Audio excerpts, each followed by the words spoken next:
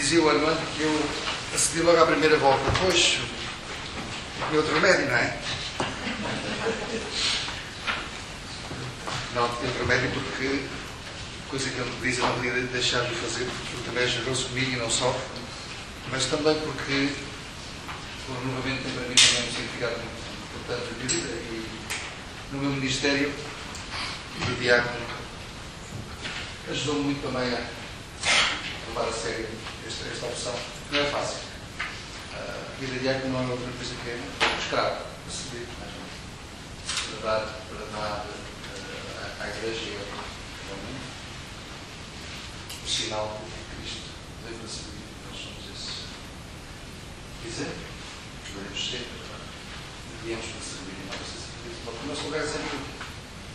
E nesse aspecto, o Ramo de para mim não podia deixar a minha vida adequada hoje vir aqui, fosse falar do que fosse, porque este encontro é tão importante quanto aquilo que eu venho dizer. Ou seja, as minhas palavras são menos do que vocês vão receber menos do que eu vou receber. Eu vou receber mais do que vocês. Porque é mais gratificante para mim estar convosco, se calhar, que vocês me ouvirem. Já me vinha cá e sinto parte dessa saudade de me encontrar convosco. Bem, o Armando falou-me agora de uma espécie disse, olha, se calhar, como eu estava bastante testado, muito preocupado durante a semana, disse, se calhar eu vou falar da inverno, porque já tenho o tema preparado há bastante tempo, porque no ano da palavra fiz ainda faço, ainda continuo. Há 5 anos que tenho essa dúvida do curso permanente sobre a escritura. E bom, vamos meditar o que sair, porque não texto escrito para isso. Mas estou convencido que, tendo sido o primeiro documento, foi o segundo documento proposto pelo Conselho, mas depois, por razões de agenda, passou a primeira tema proposto pelo Conselho. E curioso, estávamos este estudo. Esta semana, dia 23, faz 50 anos que o Papa João XXIII colocou a segunda versão, que é a Caminho da Salvação Definitiva, para discussarmos junto dos padres conciliares, os bispos que estavam. Depois demorou mais de 2 anos a terminar, temos agora tempo de discutir, de juntar, de fazer. Só que é um documento decisivo para a vida da Igreja até hoje. Ainda não está cumprido nem organizado. Porventura, ainda não temos todos a consciência de qual é a importância da palavra de Deus para a nossa vida e para a vida da Igreja, para a vida da humanidade. Porque se Deus falou, nós ainda não escutamos e muitos não ouviram falar de Deus. O que é que quer dizer Guilherme? Olá, Deus. Daí de Deus, olá, Guilherme. Eu digo que talvez tenha sido a maior revolução do concílio porque durante muito tempo a Igreja se afastou desta prioridade, que era pôr Deus a falar. Houve razões históricas para isso, como sabem, a grande divergência com Lutero teve a ver com esta circunstância, e aquilo que para nós é o que existia para os protestantes, a centralidade está aqui. E eles têm razão. Como nós temos razão, porque já fizemos esta síntese. Para nós, há diversas formas de Deus se tornar presente realmente. A primeira é esta, que é a sua palavra. A segunda é para as suas criaturas, nós aqui. E a outra, Jesus Cristo presente no Cristo. São presenças reais. Cada um de nós é Cristo. O respeito que o cristão tem pelo outro não vem de razões intelectuais, mas razões da essência do outro, que é a criatura de Deus, filha amada.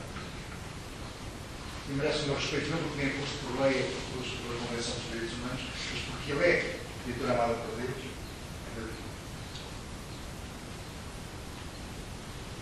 E esta condição, a nós, cristãos, conduz-nos a esta comunhão. O grande exemplo das primeiras comunidades cristãs, qual era? Bebe como Deus. Não foi para a pregação inicial. Pelo contrário, estavam escondidos, estavam muitas vezes calados e com medo dos judeus. Aliás, foi assim que veio o Espírito Santo. Bem, onde é que eles estavam quando veio o Espírito Santo? Fechados, com portas trancadas, por medo dos judeus.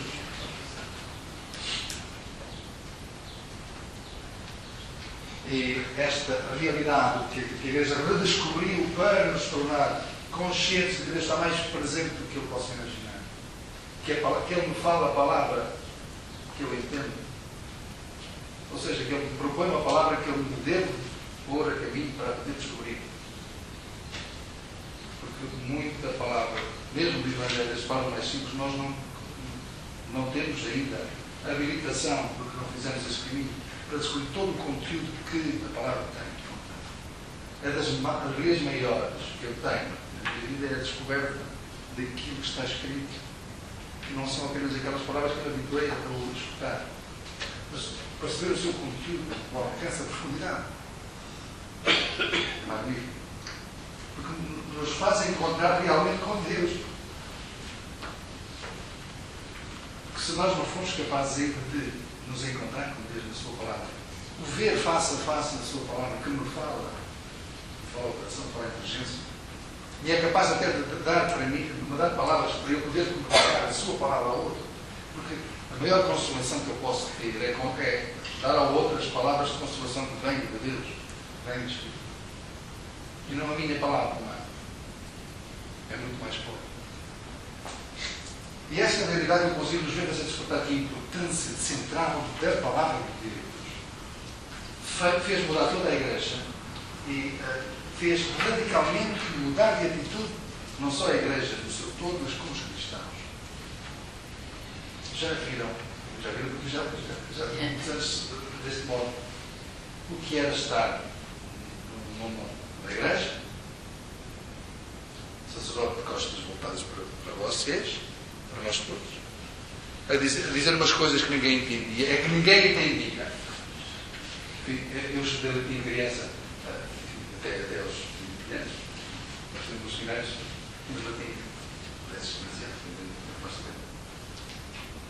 mas o que muitas pessoas não sabem, não sabiam, mas sabem. Às vezes nem sacerdote percebia as frases que tinha que dizer. Percebem? Ora, se é Deus que está lá e a manifestar, como é que eu posso entender se eu nem sequer percebo a língua? Também. Muita gente não percebe assim. Eu estou a criticar. Eu só vos quero contextualizar, mas não quero.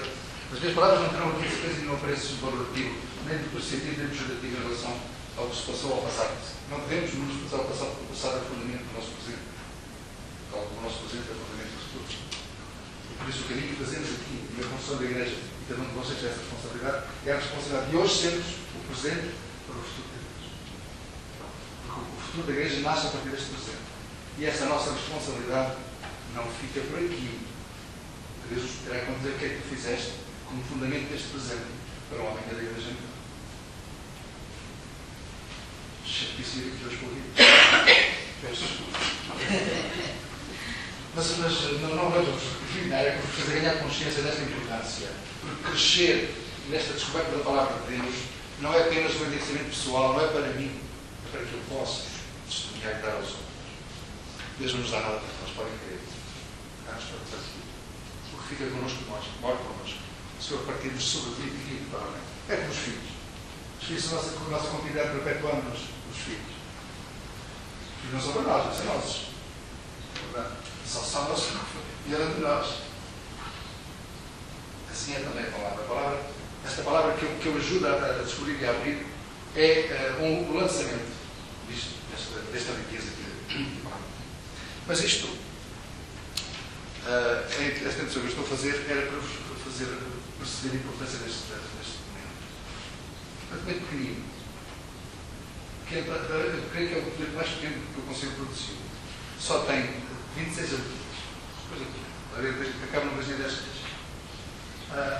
Não lê-se em meia hora, só que É preciso saber o trânsito. Eu não vou entrar no desenvolvimento do documento, só vou passar por algumas teses que estão aqui elencadas. Se puderem encontrar, está na internet, não custa nada descarregar um instantinho e fazem. Essa edição é muito antiga, isto já tem 50 anos. A Revelação Divina, com a gramática da Igreja. Mas na internet está por isso. Também tem que descarregar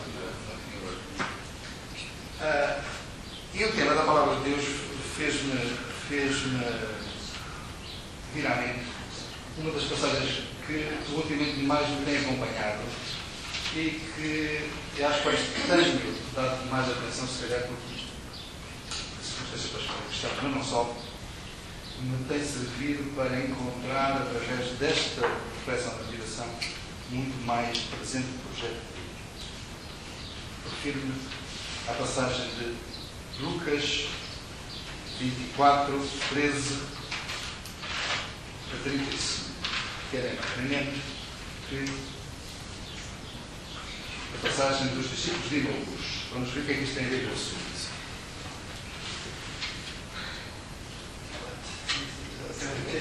Ok. Nesse mesmo dia, 2 discípulos iam para uma aldeia chamada Emaús, distante 11 km de Jerusalém. Conversavam a respeito de tudo o que tinha acontecido. Enquanto conversavam e discutiam, o próprio Jesus aproximou-se e começou a caminhar com eles. Os discípulos, porém, estavam como que cegos e não o conheceram. Então Jesus perguntou: o que é que conversais pelo caminho? Eles pararam, com o rosto triste. Um deles, chamado Cleofas, disse: tu és o único peregrino em Jerusalém que não sabe o que ali aconteceu nestes últimos dias. Jesus perguntou: que foi? Os discípulos responderam: o que aconteceu a Jesus, o Nazareno, que foi um profeta poderoso em ação e palavras diante de Deus e de todo o povo. Os nossos sumos sacerdotes e os nossos chefes entregaram-no para ser condenado à morte e crucificaram. Nós esperávamos que ele fosse o libertador de Israel. Mas, apesar de tudo isso, já há 3 dias que tudo isso aconteceu. É verdade que algumas mulheres do nosso grupo nos assustaram. Elas foram de madrugada ao túmulo e não encontraram o corpo de Jesus. Então voltaram dizendo que tinham visto anjos e estes afirmaram que Jesus está vivo. Alguns dos nossos foram ao túmulo e encontraram tudo como as mulheres tinham dito. Mas a Jesus ninguém o viu. Então Jesus disse-lhes: como vos custa entender e como demorais a acreditar em tudo o que os profetas anunciaram? Será que o Messias não devia sofrer tudo isto para entrar na sua glória? Então, começando por Moisés e continuando por todos os profetas, Jesus explicava aos discípulos todas as passagens da Escritura que falavam a respeito dele.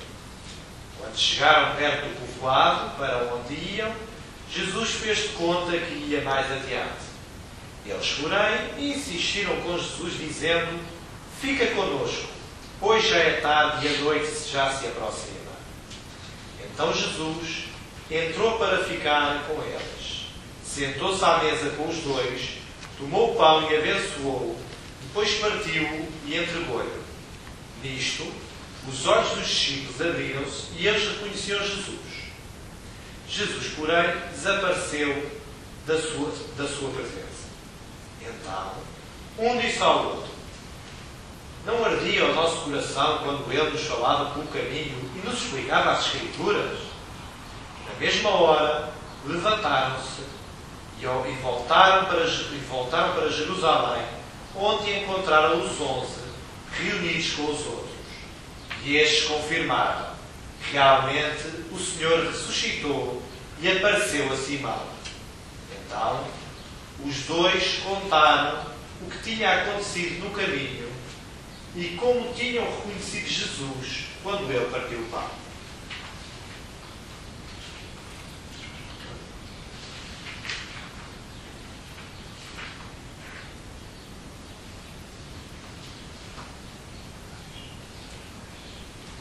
Bem, vou ouvir agora o número 2 da Constituição. Natureza e objeto da revelação. Aprove a Deus, na sua bondade e sabedoria, revelar-se a si mesmo e dar a conhecer o mistério da sua vontade. Efésios 1:9. As citações que não fica tudo aqui a tentar apanhar. Segundo o qual os homens, por meio de Cristo, Verbo encarnado, têm acesso ao Pai, no Espírito Santo, e se tornaram participantes da natureza divina.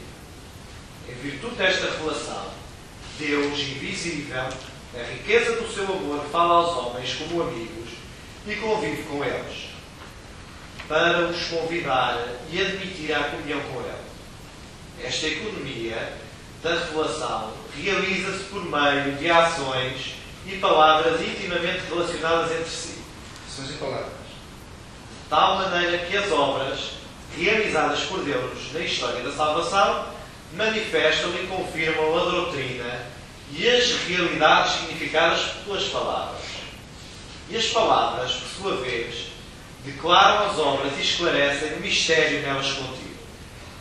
Porém, a verdade profunda, tanto a respeito de Deus como a respeito da salvação dos homens, manifesta-se-nos por esta revelação em Cristo, que é simultaneamente o mediador e a plenitude de toda a revelação.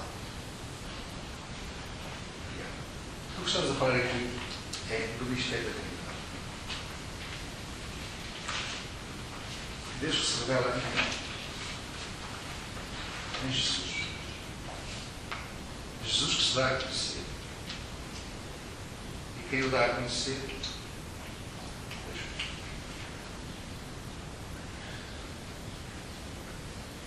Podia dizer isto no fim do que vou dizer, mas disse-o agora para que vocês possam estar mais abertos à perspectiva que vos quero.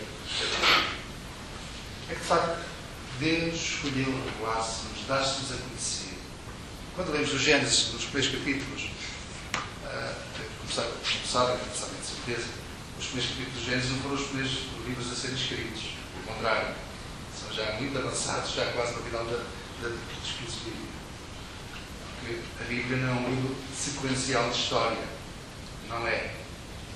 Está organizado de modo a compreender-se desde o começo primitivo até à consumação da revelação de Jesus Cristo. Mas isso é uma construção literária em que os factos são encadeados de um determinado modo. Vamos poder perceber. Os livros não aconteceram escritos mecanicamente e com um projeto. Agora fazer sempre que faz uma casa para tivesse essa parte, depois aquela. Não. Foi fruto de muita construção. Você sabe isso. Para não desviar da atenção. Mas é interessante compreender aquilo que nós somos dizer que Deus tomou em invisível de saúde. Deus. Eu digo que este texto tem bastante interesse por uma razão. Estamos no ano da fé. O que é fé? Não quero que nos responda. Porque não é fácil. Ainda hoje, aliás, ontem, hoje, com uma catequista que veio pela sua questão, eu tenho que perceber isto que é fé, porque fé tem que sentir. Não é só sentir. Se não fé é um sentimento, fé não é um sentimento. Não é só o sentimento. Transforma-se no sentimento. E tem a ver com esta revelação. Aquilo que acontece em Imaús é que dois homens normais como nós não reconhecem o outro que estava ao lado deles.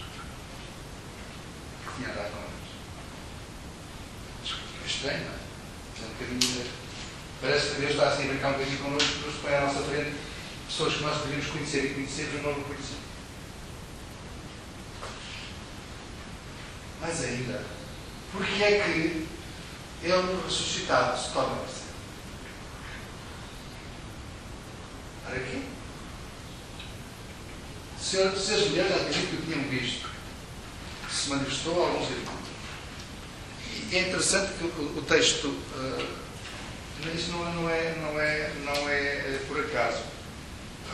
Este capítulo começa no primeiro dia da semana, bem de madrugada. As mulheres foram ao túmulo de Jesus quando os perfumes que haviam preparado. Encontraram a pedra do túmulo removida. Isto é o texto de escala. Mas ao entrar, não encontraram o corpo do Senhor Jesus. E ficaram sem saber o que estava a acontecer. Não encontraram o corpo. Nisto, 2 homens com roupas brilhantes pararam perto delas. Cheias de medo, elas olhavam para o chão. No entanto, os 2 homens disseram: por que procurais entre os mortos aquele que está vivo? Ele não está aqui, ressuscitou. Lembrai-vos do que ele disse quando ainda estava na Galileia: o Filho do Homem deve ser entregue nas mãos dos pecadores, ser crucificado e ressuscitar ao terceiro dia. Então as mulheres lembraram-se das palavras de Jesus. Voltaram do túmulo e anunciaram tudo isto aos 11, bem como a todos os outros. Eram Maria Madalena, Joana e Maria. Também as outras mulheres que estavam com elas contaram estas coisas aos apóstolos. Contudo, os apóstolos acharam que eram tolices que as mulheres contavam e não acreditaram nelas. Pedro, porém, levantou-se e correu ao túmulo e inclinou-se e viu apenas os lençóis do livro.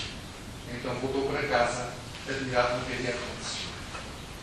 Ele próprio foi vivo. Mas continua a fazer a pergunta: porquê é que os discípulos de Emaús não reconheceram Jesus? Se era o mesmo? Diga. Se era o Espírito do Senhor, devia manifestar o Senhor. Os seus olhos não se tinham aberto. Os seus olhos não se tinham aberto. Mas ele estava lá. Mas os olhos a Jesus, a Deus, os olhos deles não estavam abertos. Diga. Diz por que falaste. A fé não é? A fé não estava... Como é que eu posso caminhar 10 km com alguém ao meu lado e não o conhecer? Mas porquê? Duvidavam.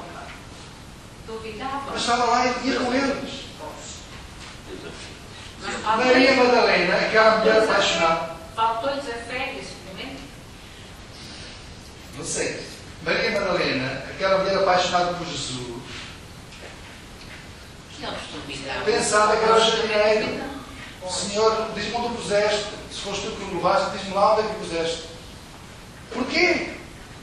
Se ela amava tanto Jesus, e de facto era uma paixão grande que ela tinha por Jesus, no sentido de facto de seguir aquela homem que mostrou os sinais da sua felicidade no projeto de perdão que Deus tinha para aquela mulher que era considerada pecadora e conheceu o seu pecado, ou seja, a sua distância do projeto de Deus. Faltava-lhe a revelação de Deus. Já estou a gostar de ouvir mais qualquer coisa. Tem a ver com o tema, o que eu estou a falar da revelação. E continuo intrigado porque é que esses 2 homens que foram andar com Jesus não o reconheciam. Hoje mesmo, na leitura do Evangelho, quem se lembra do Evangelho? Sim.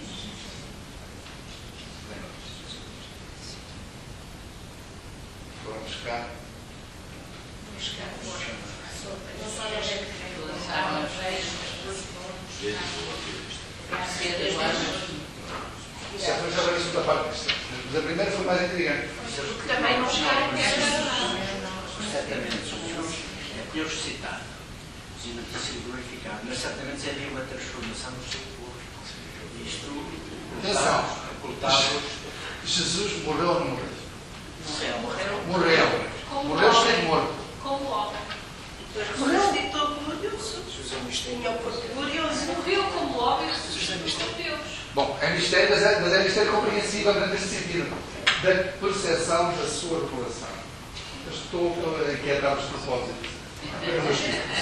Deixamos a pensar e a interrogar-vos diante de vós próprios. O que é que vocês vão dizer disto aos outros? Não é importante me escutarem isso. É importante que eu possa perceber e contribuir. De que modo é que eu vou contar isto aos outros? O que é que estes homens de Emaús fizeram? Morrer para Jerusalém para contar aos outros. É o que eu queria. Vocês daqui partissem a não sei se Porque continua a ser estranho que duas pessoas que vão caminhando, que seguiram aquele Jesus e não o conheceram. Só finalmente, depois, começaram a dizer depois mais tarde, o coração ardia cá dentro, e calorzinho. Mas não, isso se trata de um calorzinho. É da atitude de escuta. Porque afinal, foram eles que conheceram o ressuscitado. Isto é importante que eu digo. Peço que fixe nisto. Não somos nós que descobrimos Jesus. É Jesus que se nos dá a conhecer. Porque é que aqueles dois homens que estão na pesca, têm-lhes alguma coisa a comer? Não. Não pescaram a noite toda e não sabiam que era Jesus. Que chegaram ali e viram Jesus comer o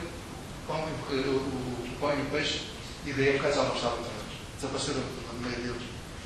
Porque exatamente Jesus vem e é capaz de se nos dar a conhecer, de se nos revelar, de colocar entre nós e Ele a relação do Espírito, que nos ilumina interiormente para o reconhecer, não é pela sua aparência física, é pela sua pessoa, pela essência do seu ser, do seu amor, da sua revelação, da sua palavra. E é isto que permanece de Jesus até hoje. Nós somos cristãos. Este caminho de revelação dos sinais dele presentes hoje, tal como foram presentes ontem, para o tornar vivo e presente nos outros, para o dar a conhecer. E o nosso testemunho, pelo menos carismático, é este: é ser capaz de levar os sinais de Jesus àqueles que não conhecem ou não o reconhecem. Este é o nosso processo revelador. Porque a revelação é um mistério maior de Deus. Deus que, desde sempre, procurou vir ao encontro dos homens. Ele resolveu dar-se a conhecer de outro modo, não aquele que se tem revelado aos nossos pais e pelos profetas e de toda a maneira. Mandou-nos aquilo que é a sua imagem, feito, a sua filha. E deu-nos os meios capazes de continuar a conhecê-lo e a reconhecê-lo. Porque toda a Escritura é nada sem o Espírito. É nada sem o Espírito. Porque é o Espírito que está contido na palavra que se nos dá a conhecer, como os discípulos de hoje.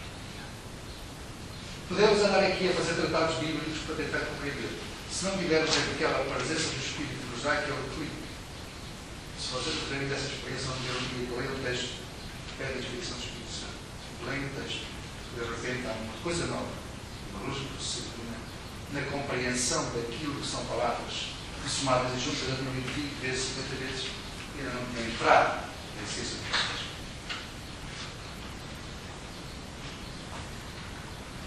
Porque nessa palavra está o Espírito que se solta. Nós nos pomos a sintonizar. Eu costumo comparar o Espírito aos sinais que estão presentes aqui, nós não captamos. Temos que nos sintonizemos com eles. Aquilo, uma caixa fechada, mas se eu vou ligar, revela-se, revela o que está lá dentro. Também. As imagens que eu vi daquela televisão estão aqui na mesma prova de estudar. Têm uma sintonização capaz de as poder ver.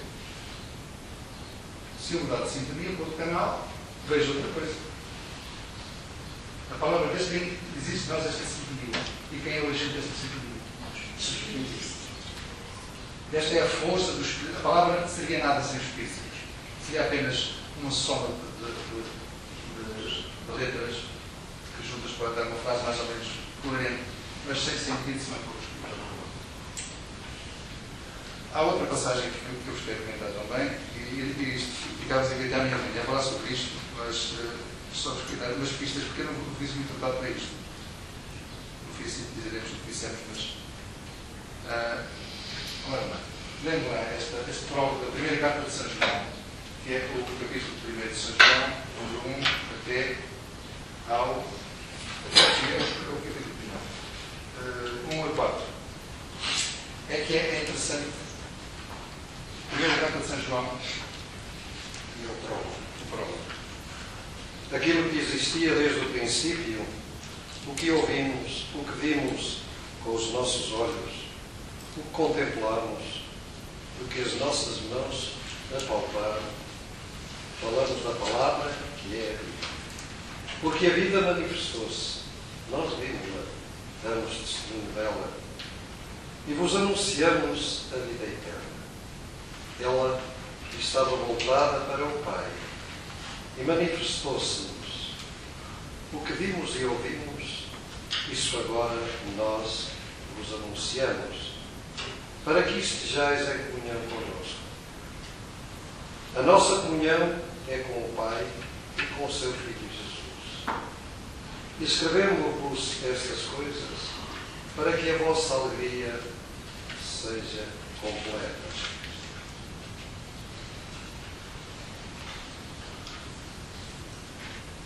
O essencial deste prólogo da Carta de São João diz-nos a razão de ser que estamos aqui hoje a meditar sobre isto. Toda a Escritura nos conduz à comunhão com Deus. E se ela não o fizer, nós estamos. Não entramos no caminho da comunhão. E ser capaz, através da palavra, de conhecer a palavra de Deus e perceber o seu conteúdo, é para a construção da comunhão. A revelação visa a descoberta da face de Deus, que nos introduz a sua comunhão, o seu amor. Se for um exercício intelectual, não leva a lado algum. É apenas um enriquecimento intelectual. Mas pela via do Espírito que nos conduz neste caminho da descoberta da palavra, caminhamos para a plena comunhão com Deus. E para isso Jesus veio ao mundo, para nos conduzir, Ele próprio, àquele que quem Ele veio. Por isso Jesus se intitula Caminho. Caminho porque é por Ele. Verdade que é autêntica, não engana. É segura. E nos visa fazer introduzir esta vida de comunhão. Foi por isso que Jesus veio. Mas não. Veio para nos dar a conhecer que era o Pai. Que nós não conhecíamos. Não conhecíamos porque ninguém veio do Pai a não ser Ele. Deus manifestou-se de muitos modos, como diz a carta aos Hebreus. Hoje, por meio do seu Filho. Hoje, os tempos que são os últimos, manifestou-se por meio do seu Filho. E foi para isto que Jesus veio ao mundo, para nos falar do Pai e nos introduzir em comunhão com o Pai. Hoje, a nossa vida de cristãos é este caminho de comunhão com o Pai. Por meio de quem? Do mesmo que é o único Filho do Pai, Jesus. Ninguém conhece o Pai senão o Filho. E aquele a quem o Filho quiser Passar.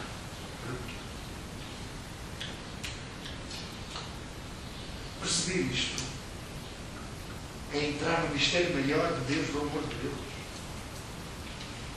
Porque não poderemos nunca participar da vida plena em Deus se não soubermos o caminho.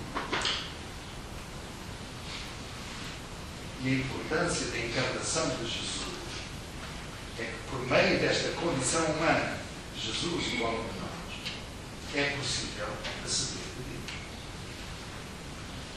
E é possível por quê? Como é que eu tenho acesso a este caminho?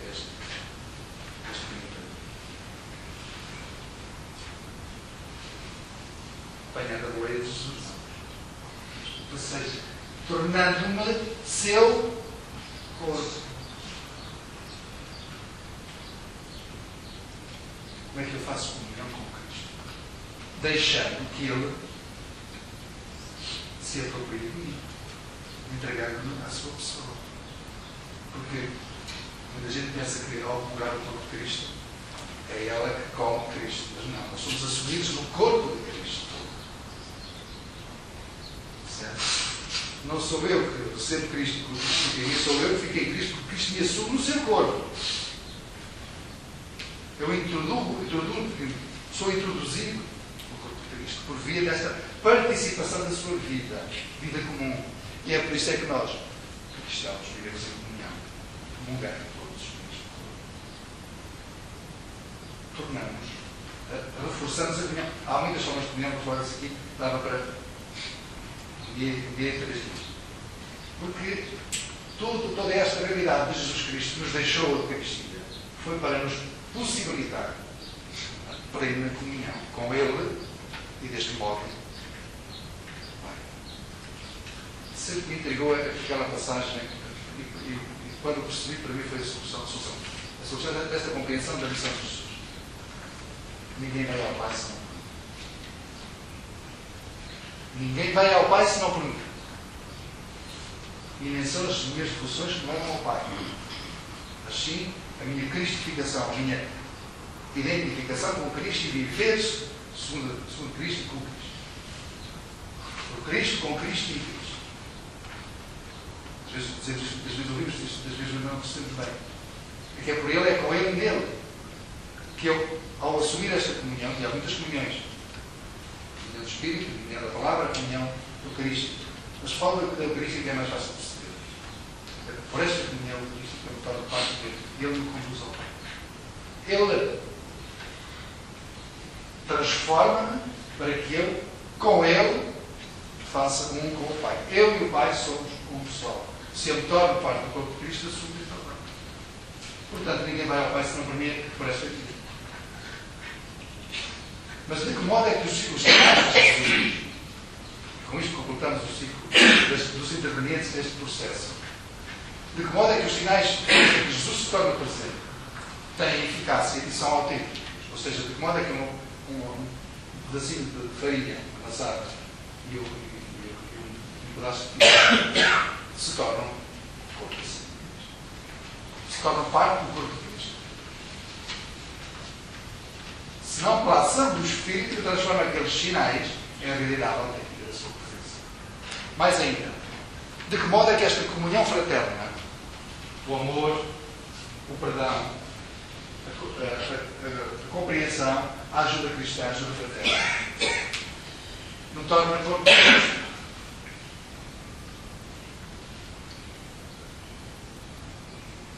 O que fizeste são mais pequenos, meus irmãos, é que não fizeste. E por esta via eu introduzo-me na comunhão com Cristo, realizando aquilo que Ele opera por meio daqueles atos ao meu irmão. O que fizeste são os mais pequeninos, a mim fizeste. E isto é um exercício de comunhão. A caridade não é para meu prazer e para ficar bem comigo próprio. Apaziguar a minha consciência, a minha má consciência às vezes, sentir-me bem. É bom, mas não chega, é muito pobre, é muito pouco. Quando eu faço caridade para ficar bem, eu bem comigo próprio, estou a pôr-me à frente do bem que faço ao outro. Porque o mais importante é o outro e não o bem que eu faço a mim próprio. São João de Deus, faltas luz porque é o do patrão, tinha uma frase muito interessante quando andava pelas ruas, pedindo ruas de Granada. Dizia ele: fazei bem a vós mesmos, ajudai os pobres. Faça bem. Fazer bem a vós mesmos. Quer dizer, ajudai estes pobres que precisam. Levantar uma panela, pedir uma batata, pedir um braço de dessa, para alimentar os pobres. Fazer bem a vós mesmos. Por isso é que temos um ditado português muito interessante a esse respeito. Quem dá aos pobres é esta forma de dizer de outro modo. É exatamente fazer o outro participar da comunhão com Deus, tornando-se ele próprio mais pessoa. Porque o pobre é menos pessoa. Porque está privado da dignidade mínima da sua subsistência e da sua sobrevivência. Quando eu ajudo uma pessoa e, portanto, vou ao seu auxílio, eu estou a dignificá-lo, estou a dignificar o corpo de Cristo nele. A caridade cristã tem muito que se diga. Não é nada transcendente, é perceber onde é que está a profundidade desta comunhão autêntica com aquele a quem eu me dirijo, sabendo que o facto de eu fazer por ele ser criatura amada por Deus, se torna mais digno, mais parecido com aquela imagem com que Deus o criou e o Deus o quer como sua imagem. E para o pobre, interessa o essencial não está presente a plenitude da sua divinização, que é ser pessoa inteira, completa, com o mínimo suficiente para poder ser pessoa digna. Nós, cristãos, não defendemos os direitos humanos por razões intelectuais ou de moda, assim por uma sensação das pessoas que estão privadas da sua dignidade. E, portanto, são criaturas menos parecidas com a imagem com que Deus as criou e com o projeto de Deus a seu respeito. Esta é a autenticidade da caridade cristã. Por isso, encontramos nesta história recente uma amada Teresa de Calcutá que saía ao fim de 2 horas de oração e eucaristia na sua casa ao encontro dos povos mais pobres daquela cidade de Calcutá. E não lhes perguntava se tinha ido à missa ou se eram boas pessoas. Pegava-as porque precisavam. Ela via nelas o Cristo que ela tinha comungado antes de sair de casa. E, portanto, capaz, ela própria, de dar o contributo para que eles fossem recuperados como corpos de Deus. Isto é profundo. Ir ao encontro daquele que é por simples facto de ser criatura de Deus, sua imagem, para que, com a minha ação, essa pessoa fique mais de acordo com o projeto que Deus criou e que quer e a ama. Por isso a igreja não é nenhuma hora de jeito de não pode ser, porque lhe falta, porque nela está presente aquilo que falta essencialmente a qualquer outra instituição, que é o amor. Nós devemos ser todos ainda amorosos. A nossa definição. Cristão significa amoroso. Entendeu? Amoroso. Vivemos por amor, tudo se justifica por amor, agimos por amor e não por interesse ou por nosso próprio belo prazer, o nosso consolo, a nossa consolação. Porque há muita gente que não pode usar ninguém, faz caridade para se sentir bem. Ai, fiquei tão bem. Diz uma coisa boa. Só diz tudo. Okay? O outro é que me importa, não é a minha insatisfação, o meu prazer, o sentir bem. Eu quero é que o outro se sinta bem. Eu até posso ficar ainda mais triste, posso ficar até mais inquieto por quem disse, mas eu descobri nele o gosto de Cristo. E é esta revelação que a Deidade nos veio fazer voltando atrás. Veio-nos fazer demonstrar de que modo é que está viva a sua palavra, a palavra de Deus. Jesus a falar do Evangelho, profetas falando em nome de Deus no Antigo Testamento. E é por meio de palavras que Deus está a conhecer, não tem outro modo de fazer, de modo humano. E a sabedoria da Escritura é que nela está contido por esta sabedoria que Deus incutiu nos seus, naquilo que eles escreveram, palavras humanas, o sentido e o alcance do qual eles nem tinham consciência, mas que o fizeram inspirados pelo Espírito Santo. E aqui estamos no fator mais importante da Escritura. A Escritura é a palavra de Deus, porque nela está o Espírito Santo, com que o autor, mesmo sem ter isso consciência, foi movido por Deus para escrever o Espírito. Esta é a inspiração. Uma palavra que significa cheio de Espírito. A palavra de Deus, esta palavra cheia de Espírito, que é capaz de estar adormecida séculos até que nós a possamos descobrir e conhecer plenamente. Isto é força, por do Espírito. E por isso, o Concílio não teve dúvidas em voltar atrás na história, de reconstituir novamente o amor pela Escritura, colocando ao alcance dos cristãos. E ainda temos caminho para fazer, muito caminho para fazer. Mas o Concílio já deu o sinal. Temos a aprender muito dos nossos irmãos cristãos. Muito. Dos evangélicos. Porque esses têm uma verdadeira paixão pela presença viva de Cristo na sua palavra. Nós temos a felicidade de ter Jesus Cristo presente na sua palavra e na Eucaristia. O corpo e o sangue. Somos mais ricos ainda. Nós somos milionários nesse aspecto. Temos tudo o que é necessário para acedermos à vida.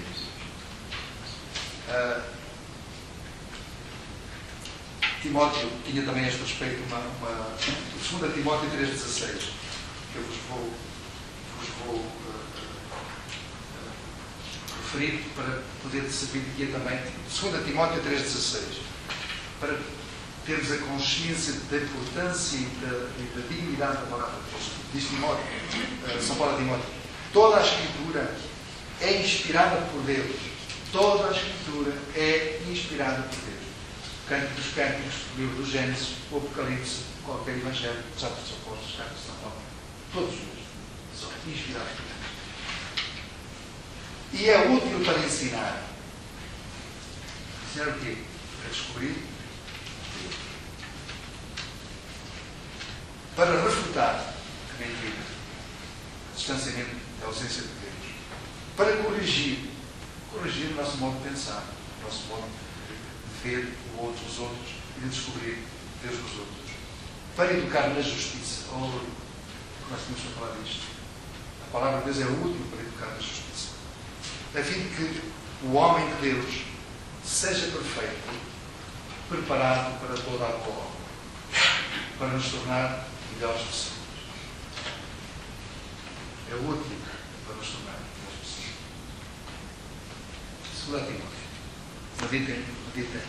Há outro texto muito interessante para quem quiser, não sei se deve estar a ver ainda, leia os livros, que é a interpretação da Bíblia na Igreja.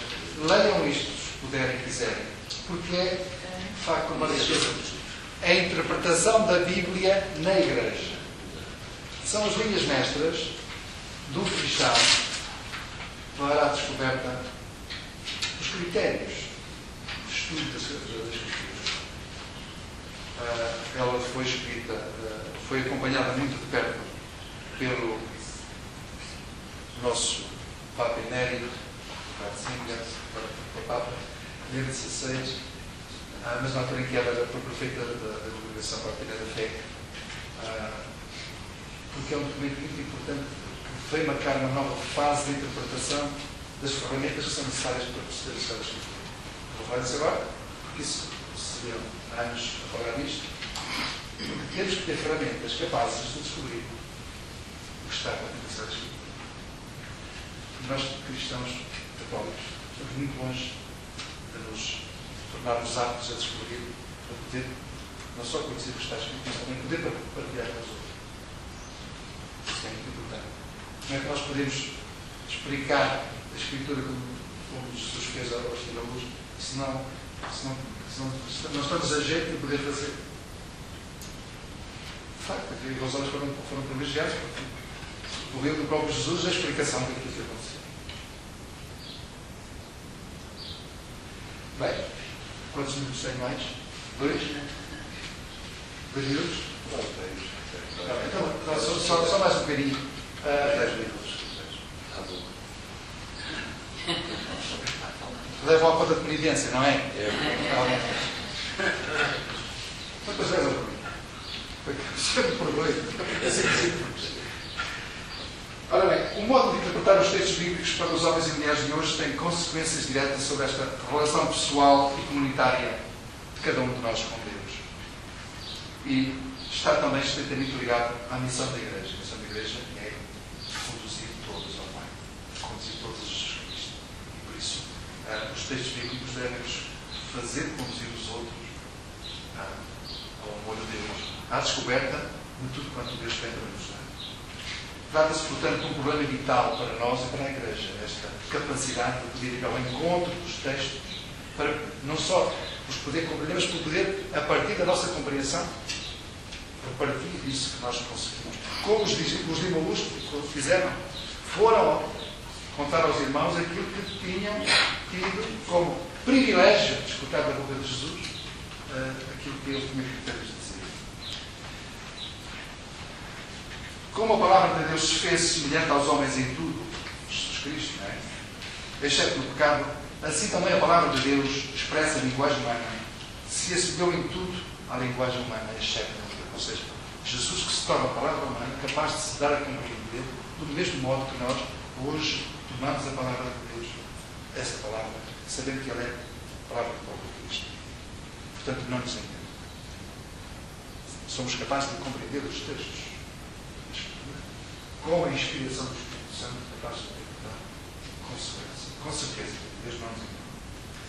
É verdade que o facto de as palavras de Deus terem sido postas por escrito, graças ao carisma da inspiração relativamente à Sagrada Escritura, foi o primeiro passo para esta encarnação do Verbo de Deus. Deus que encarnou no corpo humano. Deus que continua encarnado na sua palavra. Jesus Cristo permanece até hoje encarnado na sua palavra, não no Verbo. Na vida da ressurreição, ele continua presente no seu Espírito, na palavra.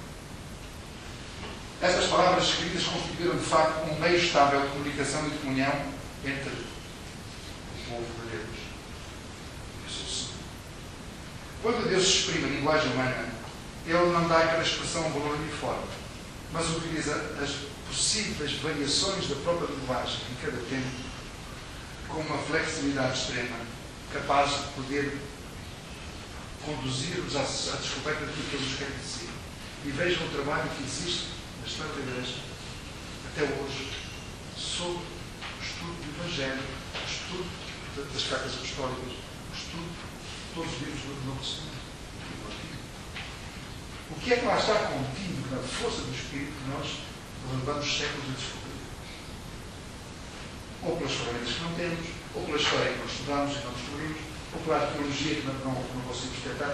Como sabem, só desde o princípio do século XX foi possível descobrir códigos de linguagens utilizadas no Antigo Testamento, sem os quais não podíamos ter acesso à descoberta daquilo que estava contido na Sagrada Escritura como capacidade de poder compreender. O trabalho da arqueologia foi fantástico nessa relação. E sem ele, estaríamos privados de modo, meios de descobrir. A descoberta de escritas que hoje conhecemos porque foram desenvolvidas, em que encontramos aí sinais escritos nas paredes. E não se conseguimos descobrir. Temos o quadro. Nem eu passo bem. É verdade.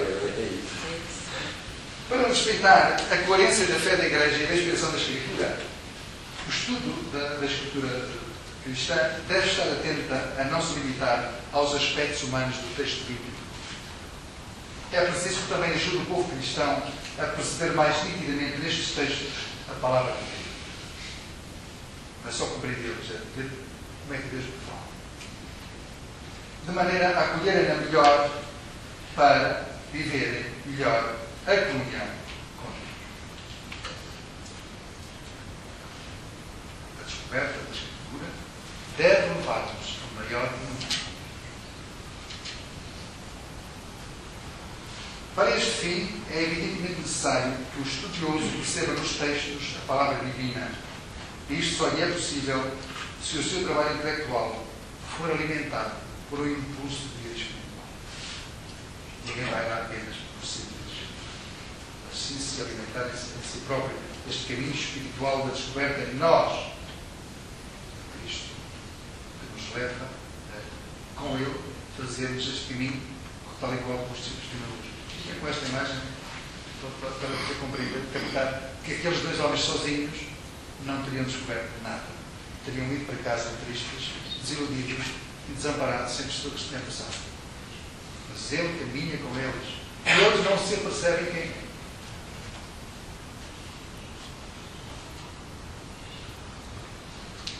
Para chegar a uma interpretação inteiramente válida das palavras inspiradas pelo Espírito Santo, é preciso que cada um seja guiado pelo Espírito Santo. E para isto é necessário rezar. Rezar muito. Pedir na oração a luz interior do Espírito. Pedir na oração a luz interior do Espírito. E que surpresas nós temos se fizermos. Quantas vezes, à luz desta intimidade com o Espírito, de repente se nos faz luz cá dentro, as coisas se nos abrem de uma forma diferente. Mas eu nunca já li isto 20 vezes, 50 vezes, 100 vezes, não consigo perceber o que estava a dizer. Esta intimidade com a luz do Espírito. Acolher docilmente esta luz, pedir o amor, o único que torna capaz de compreender a linguagem de Deus, que é amor. Só se pode perceber a linguagem do amor com o próprio amor. Esqueçamos do resto, sem este caminho. A docilidade ao Espírito Santo produz e reforça a outra disposição necessária para esta orientação da descoberta da Palavra de Deus, que é a fidelidade à Igreja. Ninguém o faz por si próprio, ninguém o faz para si próprio, mas sim a infidelidade à Igreja. Estes textos não foram dados aos investigadores para uma satisfação intelectual, para serem considerados, mas sim para que a comunidade dos crentes possa participar do que está contido neles, da descoberta da verdade e da compreensão da mensagem que o contém. E, por fim, alimentar a fé e guiar na vida de caridade. A palavra bíblica ativa dirige-se universalmente no espaço e no tempo a toda a humanidade. É dada para todos os homens, sem exceção. Da China até ao Japão, dos mongóis até aos sul-americanos ou aos argentinos, agora está na moda, temos o Papa assim. Se as palavras humanas se tornam semelhantes à palavra humana, é para serem ouvidas por todos. Ou seja, se aquela palavra de Deus se torna a palavra humana para nos falar de Deus, é preciso que essa palavra humana seja escutada por todos. E a nossa obrigação cristã é partilhar esta palavra. E disso os evangelhos são um exemplo para nós. Vão e insistem para que as pessoas consigam descobrir a riqueza que Deus tem ali, aquela mensagem, daquela palavra, descobrir o que lá está escrito. E se nós podemos fazer, nós somos capazes de o partilhar. E vamos, de certeza, de ser capazes de o fazer. Há a capacidade do outro de escutar aquilo que eu digo. Nem toda a gente compreende do mesmo modo e ao mesmo tempo tudo. Há pessoas que têm sempre por etapas, os ciclos descobrem um bocadinho, amanhã outro e amanhã outro.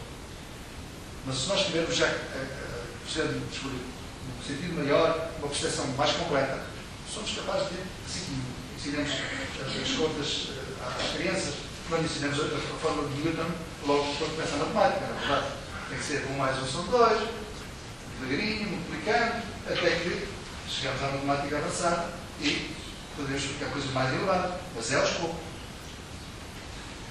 Não devem permanecer distantes, segundo o Deuteronômio que os judeus tinham pendentes das suas características, que a palavra de Deus não esteja acima das tuas forças, nem fora do teu alcance. Elas estão perto de ti, estão na tua boca, no teu coração, e tu as podes crer. Deuteronômio 30, 11 e 14. E tal é a finalidade da interpretação da Bíblia. Se a primeira tarefa da descoberta da Bíblia é alcançar o sentido do texto sagrado, ou mesmo os seus sentidos diferentes, é preciso que em seguida ela comunique o sentido que a Sagrada Escritura nos quer dar por via da Palavra de Deus a toda a pessoa. A palavra bíblica provém de um passado real, mas não somente do passado, mas igualmente da eternidade de Deus. Deus desde sempre planeou, projetou para revelar-se aos homens. Toda a criação tem um sentido. Toda a criação tem um sentido. Que é um sentido de Deus dá-se a conhecer. Dá-se a conhecer através da sua obra, da sua ação. E tudo quanto foi criado concorre para esta descoberta do projeto. Tudo. Ela introduz-nos na eternidade divina, mas de novo pelo caminho do tempo, ao qual pertence o passado e o futuro. O que está para descobrir, ainda não conhecemos, mas ele já existe. Não inventamos nada. Descobrir. portanto, podemos dizer que a Bíblia é um texto inspirado por Deus, confiado à Igreja, para suscitar a fé e guiar a vida dos cristãos. Suscitar a fé e guiar a vida dos cristãos. A palavra eterna encarnou numa época histórica precisa, definida, num ambiente social e cultural concreto, delimitado. Nós já conhecemos um pouco. Quem quer entendê-la deve procurar humildemente percebê-la do modo como ela se tornou perceptível no tempo em que foi escrita, aceitando tudo aquilo que o saber humano é possível dar contributo. As línguas antigas, as línguas modernas, a parte gramatical, a capacidade interpretativa dos textos, tudo é necessário. Para falar aos homens e às mulheres deste do Antigo Testamento, Deus escolheu-se todos os critérios e linguagens humanas. Mas teve também, ao mesmo tempo, que submeter essa sua palavra às limitações da linguagem humana. A palavra por si mesma é limitativa. A palavra nem sempre consegue exprimir por inteiro, completa, o que tem por si vir. Depois varia muito, habitualmente, muito mais projetiva no conteúdo da música. Uma palavra vale por uma frase completa, numa língua latina. Que é uma palavra sintética, é uma palavra densa, uma palavra construída na complexidade verbal. No entanto, projeta-nos, com uma simples palavra, para um alcance que o leva tempo a descobrir. Assim também, este caminho da descoberta da Escritura é um caminho de pedras, um caminho de paciência, um caminho de cuidado e de atenção. A Bíblia, evidentemente, não se apresenta como uma revelação direta de verdades intemporais, do concreto. Deus torna-se presente na Bíblia através dos acontecimentos concretos. Não há nada na Bíblia que seja especulativo. Ou seja, seja um mero exercício intelectual para discorrer sobre um determinado assunto. Não. Existe poesia, existe história, existe relato, existe oração, salmos. Existem relatos de acontecimentos por si. Portanto, podemos rezar com o livro do Cântico dos Cânticos, como rezar por Isaías ou por Jeremias ou por qual profeta. Tudo é palavra de Deus.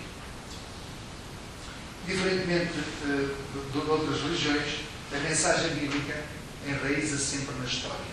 Tem concretização a partir da história e não como uma construção intelectual, bem feita, ou bem organizada. Ela é a simplicidade de um discurso, de uma experiência que foi vivida e contemplada por aqueles que a escreveram. Por isso, esta descoberta da Escritura não tem o direito de se parecer com um curso de água que se perde nas areias das análises. Deve permanecer a Igreja e no mundo numa função vital, vida que ela contém. Isto é, contribuir para uma transmissão mais autêntica do conteúdo da Escritura que foi inspirada por Deus. Isto é o nosso papel, é de mostrar aos outros aquilo que é a palavra de Deus, escrita por Deus, para nós, ligados aos outros. Foi-nos comunicado. E é isso. Transmitimos aquilo que recebemos disso.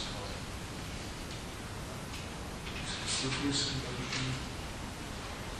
E essa é a nossa missão. Comunicar aquilo que recebemos. E tanto maior a nossa responsabilidade quanto aquilo que nós descobrimos das Sagradas Escrituras para comunicar aos outros com a palavra de Deus, como Deus a falarmos. Deus presente nas mais diversas linguagens, no concreto da palavra humana, que portanto pode ser uma palavra de amor, uma palavra de mágoa, uma palavra de sabor. Por isso, procuremos ser nós próprios também estes refletores daquilo que recebemos com manifestação da palavra. A palavra de Deus não existe para nós, é para dar aos outros. Os dons que Deus nos dá